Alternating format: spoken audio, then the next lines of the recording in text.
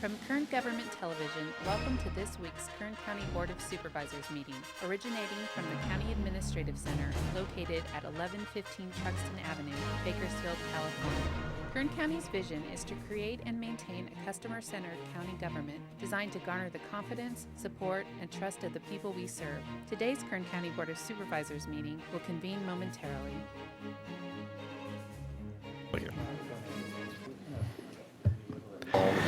Board reconvene. Madam Clerk, please call the roll. Supervisor Gleason? Yes. Supervisor Scribner? Here. Supervisor Maggard? Here. Supervisor Couch? Here. Supervisor Perez? Here. Madam Council, report on actions taken in closed session. Good afternoon, Chairman Gleason and members of the board. Today, your board heard items 59 through 61 and 63 through 64 in closed session. No reportable action was taken on any of them. With respect to item number 62, your board also heard that matter in closed session where you conferred with council and staff regarding the matter of Denise Underhill versus County of Kern. This is Workers' Compensation Appeals Board case numbers ADJ 867 8935 and ADJ 9594459. Both are workers' comp cases for death benefits filed on behalf of Ms. Underhill's behalf for the benefit of her minor son, Ryan Underhill. Ms. Underhill was employed as a detentions deputy with the Kern County Sheriff's Department at the time of her death. By a unanimous vote, your board approved settlement authority to County Council by way of a compromise and release for $342,000, and that was a unanimous 5-0 vote. Further, your board unanimously authorized the Auditor Controller to issue warrants as requested by County Council and authorized County Council to present the proposed settlement to the Workers' Compensation Appeals Board and to execute all necessary settlement documents. And that concludes my report. Thank you. Thank you very much.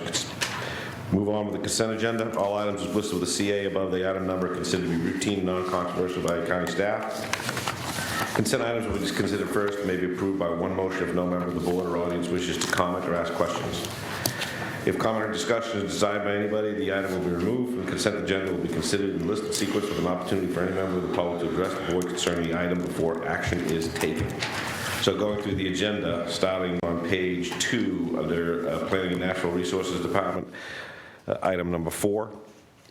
Public Works Department and Engineering is 8 through 12. Operations and Maintenance is 13. County Administrative Office is 14, 15, 16.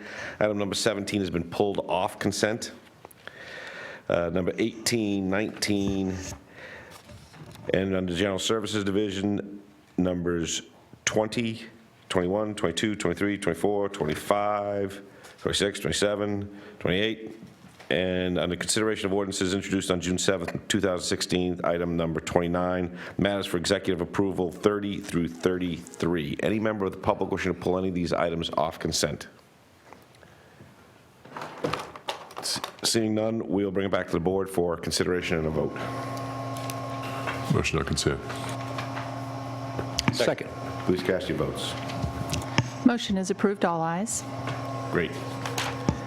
Item number 1 is public presentations. This portion of the meeting is reserved for persons to address the board on any matter not on the agenda, but under the jurisdiction of the board. Board members may respond briefly to statements made or questions posed. They may ask a question for clarification, make a referral to staff for factual information, or request staff to report back to the board at a later meeting. Also, the board may take action to direct the staff to place a matter of business on a future agenda. Speakers are limited to 2 minutes. Please state and spell your name. Any takers for public presentation? Seeing none, we'll close and bring it back for board member announcements. Supervisor Couch. Thank you. I don't know who to direct this to, so I'm just going to direct it to the staff and you, probably to the planning department. But we adopted an ordinance regarding oil and gas operations that was a result, or was adopted to support the oil and gas EIR. And I think at that time, when we were adopting the ordinance, did we not say that we would come back in a year and have a hearing or have a item on our agenda where we would discuss how it was going, your department, let the industry have some input? Did we say it would be a year? I don't remember the time frame exactly. Supervisor Couch, through the chair, it is on the referral list to come back in November. Okay. I've had occasion to hear from a couple in the industry that would like to talk about a couple of different items, and I didn't know to tell them to come back, when to come back exactly, and if it would be appropriate for them to be submitting those items or suggestions to you so that you could incorporate those into that hearing in November, or should I tell them to wait and submit those in November? What would be your preference? Supervisor Couch, the referral is to come back with a status report. It's not a hearing on changing any of the things. It is since we are in litigation, and I defer to County Counsel on that, it is instead a update on the implementation. Certainly, I've resolved a number of questions that have come up, and every week those questions come up on implementation. So number one, I would make sure that they have let me know what those questions are, and two, they certainly can then look to my report in November and come and speak to your board to see if they've been resolved. And I should, let me clarify, I don't think we're talking about wholesale changes to the ordinance. I'm really talking about minor tweaks to the process of permitting. And, Exactly. Okay. Exactly. So those, I should encourage people that contact me to submit those to you in writing so that, and I thought that's what we were going to hear, is how is that process of getting a permit and your Exactly. department's function there, how is that working? And we didn't expect you to do it perfectly Exactly. day one, but and I'm sure you've worked some of those things out. So I'm going to suggest that they contact you in writing and let you know, if they haven't Okay. already, what those particular items are. Perfect. Okay. Thank you so much, Supervisor. Thank you. Anyone else? We'll close board member announcements. Move to item number 3 under Planning and Natural Resources Department. Request to accept donations to the Renewable Energy Neighborhood Energy Enhancement Wind and Solar Business Investment Zone, RenewBiz. Sponsor a solar streetlight program totaling $150,384. $150,384. Good afternoon, board members. Thank you, Chairman Gleason. I'm very pleased today to bring to your board a request to accept these donations. As you know, RenewBiz has been a program in our declining business areas of Eastern Kern, and we have done a lot of great work with the RenewBiz funding. We have a series of grant programs where businesses get grants. So these are the communities of Mojave, Boron, Old Town Tehachapi, and Rosamond. And those businesses have taken those grants and done murals. They've upgraded the fronts of their businesses. And in addition, money has been matched in Mojave, not necessarily in Rosamond, but in Mojave with community block grant money, and we're doing public improvements. In Rosamond, the RenewBiz money has been used in downtown for the Diamond Street project, which has focused on the older downtown area, and the one remaining issue was streetlights. As you know, we have continued all across the county with this issue of putting in electrified streetlights. The issue becomes who will pay for the electricity. In the case of the Diamond Street project, the project is finished, and there has been an ongoing discussion about streetlights. As a pilot project, we determined that through RenewBiz, after conversations with Supervisor Scrivener, that perhaps we should go again and look at solar streetlights. We have looked at solar streetlights a number of times over the past few years, and the number one problem that we found was they weren't very decorative, and they didn't really go with the kinds of upgrades that businesses are looking for, such as the things we've done on Chester Avenue in Supervisor Magritt's district, or the things that we're doing in our revitalization. Fortunately, solar streetlights have now moved on, and they actually provide the same sort of decorative functions that we find in electrified streetlights. Therefore, we went and created a pilot program called Sponsor a Solar Streetlight. We reached out to our solar and wind companies, and through their generosity, they have sponsored ordered 26 solar streetlights. They are funding the actual acquisition. They are paying, this is donated money. Then the Public Works Department will actually go acquire the streetlights, put the streetlights in, and they'll be maintained through the process on Diamond Street. We do intend to provide a plaque that has the District 2 name on it as the originator of RenewBiz, along with the company's name. We hope that with implementation of this project, perhaps we can look at creating pilot projects in other parts of the county for this type of solar streetlight, which could be a partial solution to our problem of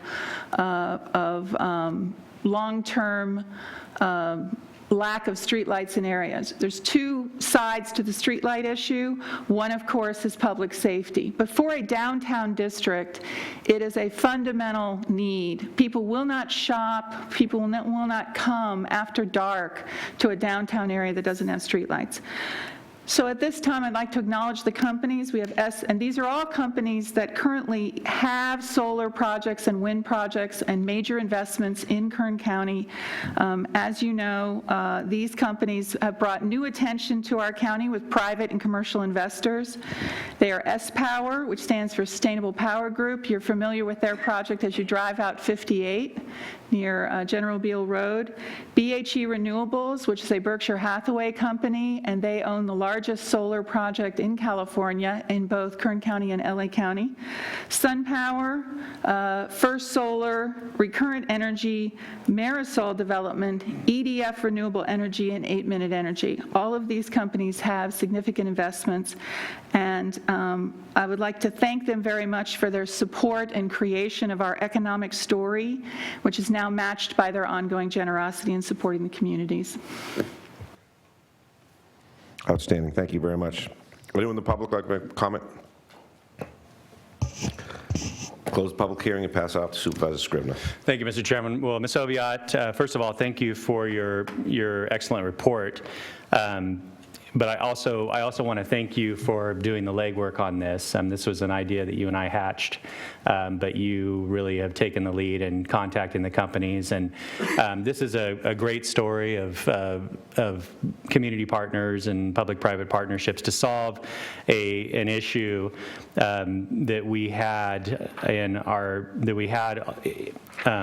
in the scope of the projects, the Diamond Street project that you mentioned, the $1.8 million improvement project in downtown Rosamond, and also our $1 million improvement project on K Street in Mojave, which will be starting soon.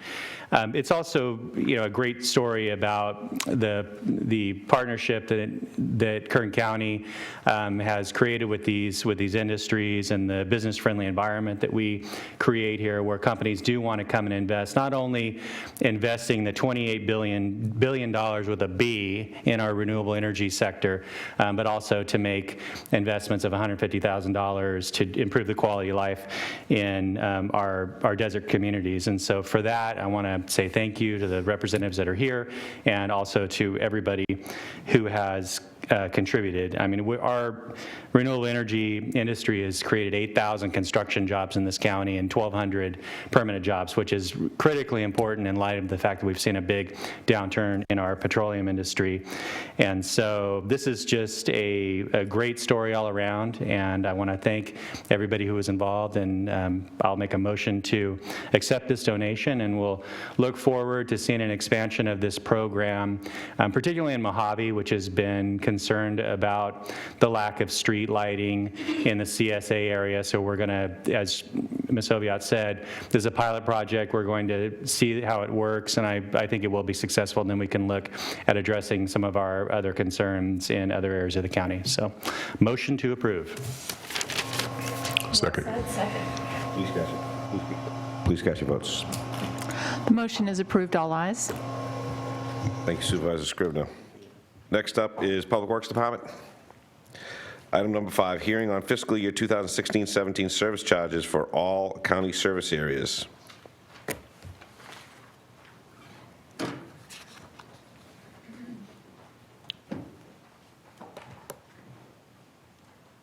Mr. Fenton. Take your time and hurry up.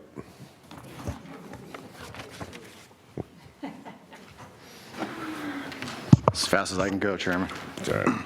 Thank you, Chairman Gleason, members of the board. As you indicated, this item today was set on April 26th by your board as the date to conduct this hearing to set all service charges for all of the county service areas. Written report has been prepared and filed with the clerk of the board, and within your board packet is an ordinance and a resolution that outlines all of the service charges in the 125 or so, give or take, county service areas, which will establish the charges for 2016-2017. Within your staff report was about a couple of dozen of those CSAs where we're proposing to increase some assessments. Some of those were simple assessment increases based on the consumer price index. Some of them were increased a little bit more. The good news is these are all of the proposed 2016-17 rates are at or below previously approved assessment amounts. So no protest hearings, no Prop 218 ballot initiatives this year. So with that, unless your board has any questions, I'd recommend you open up the hearing, see if there's any public comments. Thank you, Mr. Penn. I'll do just that. Open up the public hearing and see if there's any comments. Seeing none, we'll close the public hearing and bring it back to the board. Move staff's recommendation. Second. Please cast your votes. Motion is approved, all ayes.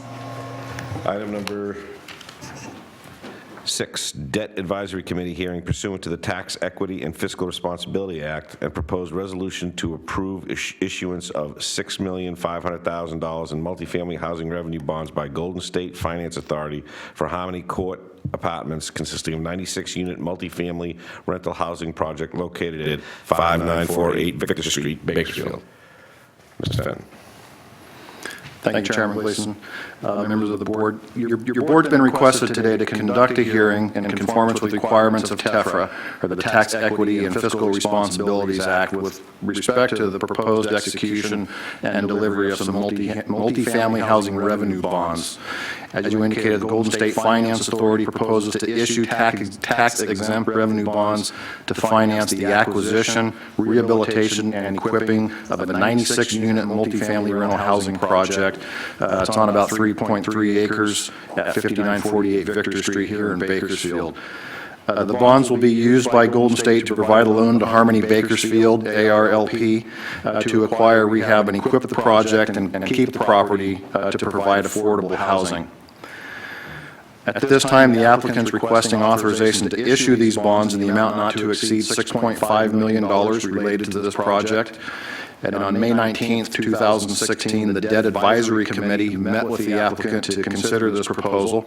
The committee reviewed the issue for consistency with the county's debt financing policies, and we did not find any deviation from those policies. And so the committee determined that the project does continue to offer public benefit by providing affordable housing for the next several years.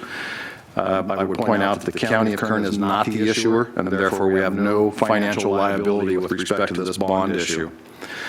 So as such, the committee unanimously approved recommending that your board conduct this TEFRA hearing today, and it's required to satisfy the requirements for TEFRA. The bonds will be restricted to a private placement to sophisticated or approved institutional buyers, consistent with Rule 144A of the Securities Act of 1933. Section 147F of the Internal Revenue Code requires public agency approval for the issuance of tax-exempt activity bonds. This section was originally enacted by the Tax Equity Fiscal Responsibilities Act of 1982.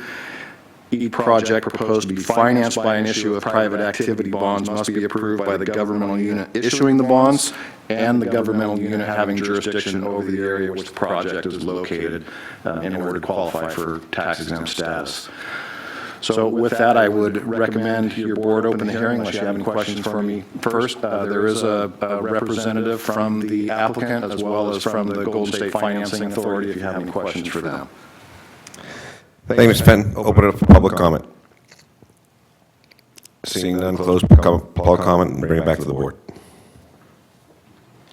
Motion to approve. Second. Cast your votes. Motion is approved, all ayes. Item number 7, Debt Advisory Committee hearing pursuant to the Tax Equity and Fiscal Responsibility Act and proposed resolution to approve issuance of a $10,700,000 in multifamily housing revenue bonds by Golden State Finance Authority for Summerhill Family Apartments consisting of a 128-unit multifamily rental housing project located at 6200 Victor Street, Bakersfield. Mr. Fenn. Thank you, Chairman Gleason. Members of the board, very similar to the last item, so I'll give you the short version on this one. Again, your board's been requested to conduct a TEFRA hearing with respect to the issuance and delivery of multifamily housing revenue bonds. Again, it's the Golden State Financing Authority proposes to issue tax-exempt revenue bonds to finance rehab and equip 128-unit multifamily rental housing projects on about 8.8 acres at 6200 Victor Street, just north of the project we just heard. Again, the bonds will be used by the authority to provide a loan to Summerhill Bakersfield, ARLP. So at this time, the applicant's requesting authorization to issue these tax-exempt bonds in an amount not to exceed $10.7 million. Again, the Debt Advisory Committee met on May 19th with the applicant and a representative from the Golden State Financing Authority, and the committee reviewed it for consistency with the county's debt financing policies and determined it satisfied the requirements, and again, the county has no liability with this bond issue. I recommend your board open the hearing. Thanks. Public comment? I see none, so I'll close the public hearing and bring it back to the board. Motion to approve. Second. Please cast your votes. Motion is approved, all ayes. Brings us to item number 17, proposed agreement with Kern County Hospital Authority for specialized forensic pediatrician services from July 1st, 2016 through June 30th, 2017, in an amount not to exceed $165,000. Mr. Chairman, members of the board, good afternoon. This is an agreement, as you mentioned, for specialized forensic services with the Kern Hospital Authority. Council has a correction to read into the agreement. Good afternoon, members of the board. There is just one small change, correction to the agreement by agreement of the parties, and that would be a substitution of the first sentence of page 4, paragraph 13, revised to read as follows, quote, "Compliance program. During the term of this agreement, authority and county shall maintain a compliance program designed to promote compliance with applicable laws, rules, and regulations, comma, which all parties shall abide, period." And that's the end of the corrections, and with that correction, it is ready for your approval. Thank you, Council. Appreciate it. Anybody from the public wishing to comment? Seeing none, we'll close it, bring it back to the board. Motion to approve. Second. Please cast your votes. Motion is approved, all ayes. Looking for a motion to adjourn to Tuesday, June 21st, 2016 at 9 a.m.